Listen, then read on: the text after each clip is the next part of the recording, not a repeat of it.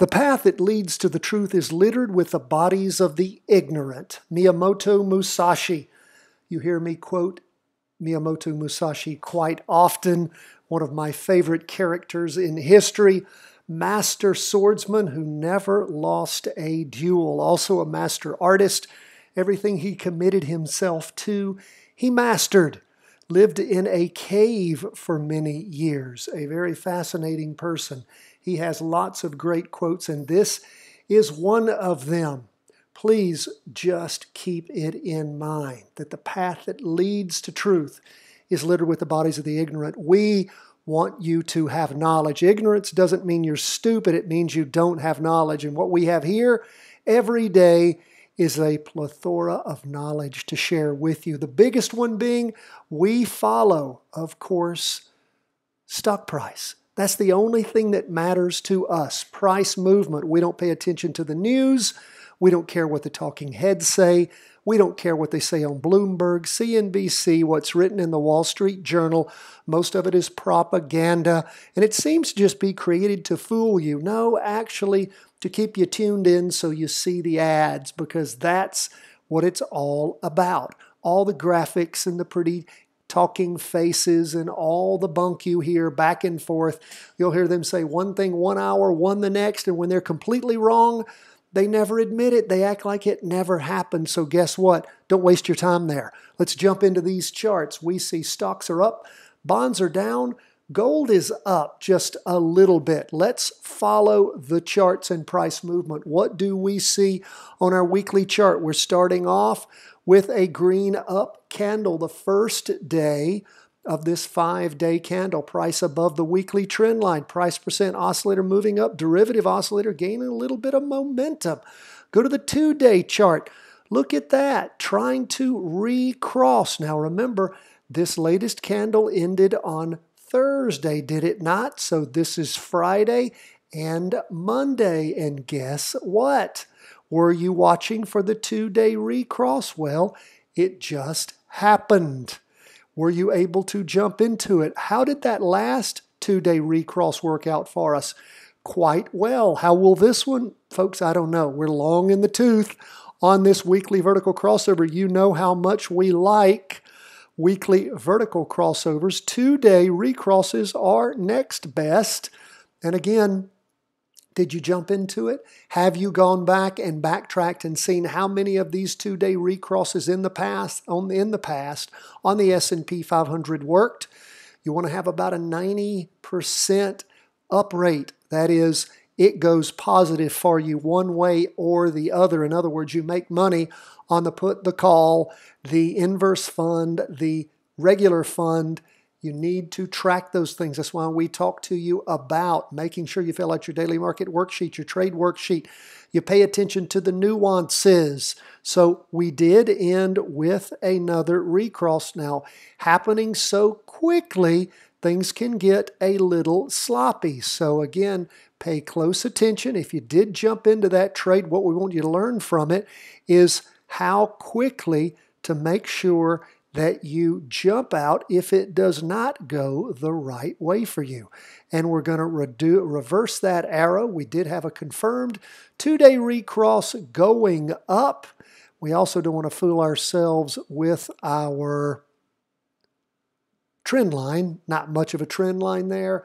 Again, we'll wait for it to develop further, but that is what we had happen.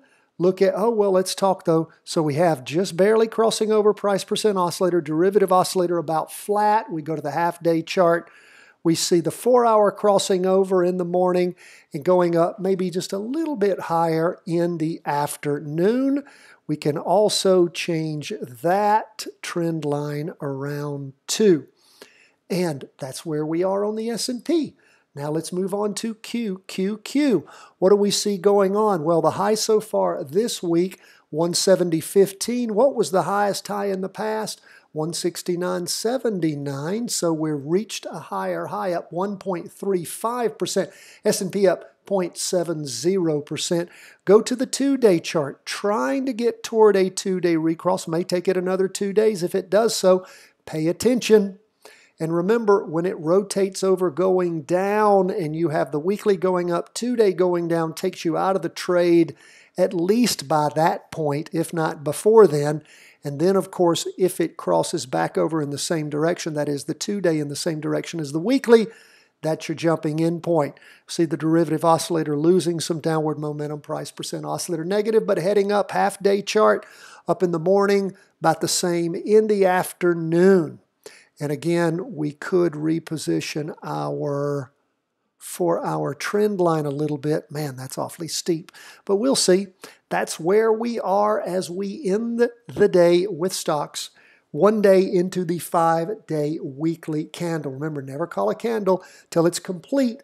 Weekly candle doesn't complete until Friday. 2-day candle doesn't complete until the end of the second day. We'll be starting on a new 2-day candle tomorrow since the latest one ended today. Let's move on to 20-year bonds, down 0.61%. Now, we've had weeks of up movement, but not enough to cross over going up. And look at it now starting to weaken. Again, we'll see. It hasn't crossed over, maybe over the course of the rest of the week. Stocks were up for the day, so bonds subsequently, as they should be, were moving in the opposite direction. That red open box top means a slowdown in the up movement. We see that the price percent oscillator continuing to oscillate up, but that's the derivative oscillator continuing to oscillate up. Price percent oscillator's gone flat. 2-day chart, we can also see that flatness and a red spinning top. Indecision, it is above the 2-day trend line, so we'll continue to watch, pay attention. What's up on the half-day chart? It actually crossed over going down. So we'll go ahead and draw that in there. It's good to keep up with trend lines just so you can, at a glance, that's what all this is about, is graphics. So you can, at a glance, get a feel for what's happening with price movement. In the short term, down. In the medium term, still up, flat. In the long term, that is the weekly, it is flat, trying to head up maybe still. It's not a red, solid red yet, so we'll continue to watch and see. Let's move next to gold. Up a little bit, 0.11%, starting the week off, not reaching a higher high, 185.82. Prior week, 186.14, but trying to move up. Green open box candle. Price percent oscillators lost a little bit of energy. Derivative oscillator heading up. Go to the 2-day chart, and again, we can see where things have not reached a higher high, slowing down. Price percent oscillator at the same trajectory it had been in since the candle closed on Tuesday the 28th. And we see the derivative oscillator heading up. Go to the half-day chart. Look at it just tracking along that half-day trend line, down a little in the morning and up in the afternoon. We did have, though, check it out, we had a crossover going down. So that is quite interesting, although the trend line is still there. We'll wait to redraw that one on the morrow. Now, that is where we are, covering our first 4 big charts. If that's all you're interested in and that's what you're following, you're done for the day. Thanks so much for being with us. We do have 3 more charts: Bitcoin, real estate, and oil, if you have any interest in those. But otherwise, thanks so much. You want to hyper-accelerate your learning, you need our books. 2nd edition, Charting Your Way to Wealth, an autographed copy sitting right here on my desk ready for you. Follow the link in the show notes to our Square page and order one. We'll get an autographed copy right out to you. And also, if you appreciate what we do, you follow us every day, a little reciprocity is most appreciated. At the $30 Patreon level, you get all of our special trainings. You get that 3-part option training. That is the best that is available. It is Options Made Simple, the Charting Wealth Way. That is available to all of our Patreon supporters. In addition to that, the short chart training, the Bitcoin training, all the great stuff. Plus, this Wednesday, and you still have enough time to be a Patreon member now. If you sign up this Wednesday, the live question and answer call-in session for our students all around the globe. Just go to the Patreon, follow that Patreon link, sign up, and we'll make sure you get into that special group. We do some really specialized training to really help you with your practice trades. Even the stocks and ETFs you're interested in, we'll be happy to look over, talk about them, see how much sense they make for you to practice trade. That's where we are, folks. Thanks so much. We're going to move on to Bitcoin. What do we see there? We see Bitcoin up 0.67% for the day. Now check Bitcoin out, my friends. You can see where Bitcoin was prior to the crash, $10,090.78. It then crashed to a low of $5,118. What is the all-time high? Maybe this is it back here at $11,630.46. Woo! Where are we with the high? $11,300. Well, no, 12. It looks like 12 is the high. 12.8. So 11.3. That's getting up there, friends. That is getting up there. We start the week off with a nice green up candle reaching what appears to be a higher high. Let's see. Did it reach a higher high? It did. That's nice. We see that bounce off the red signal line heading up, things really moving up on Bitcoin. As far as that weekly chart goes, today, of course, we had that 2-day recross. We know a lot of you were waiting for that and jumped in.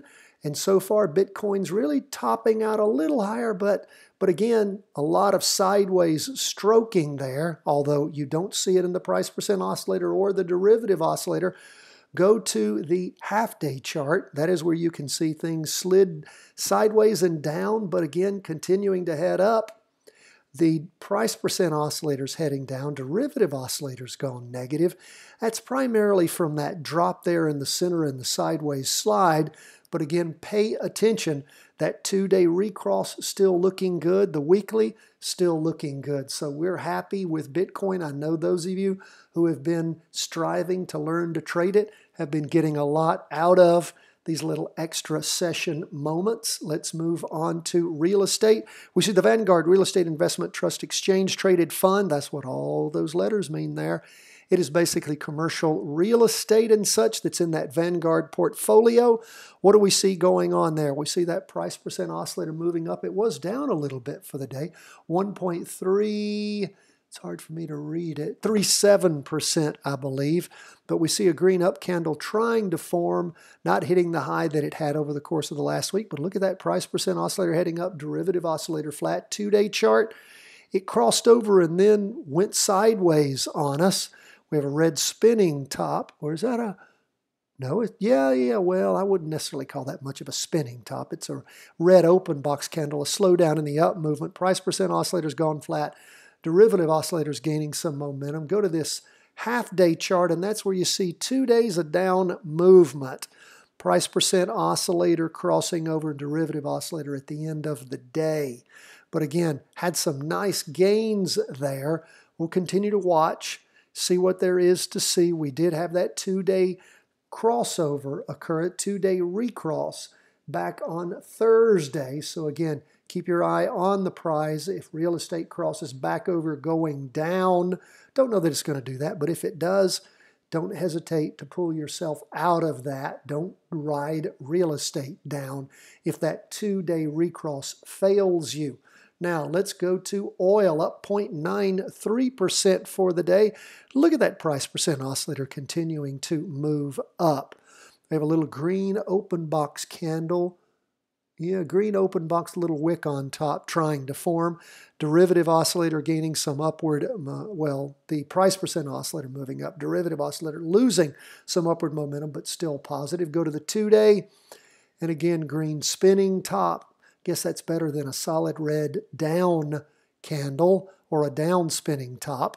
Price percent oscillator is about flat. Derivative oscillator is losing momentum. Go to the half-day chart. So where we see things having bottomed out back on Thursday the 30th of July and then moving up here the first trading day of August. So that's nice to see. We'll continue to watch, see what there is to see there, what there is to learn from oil and from Bitcoin and from real estate.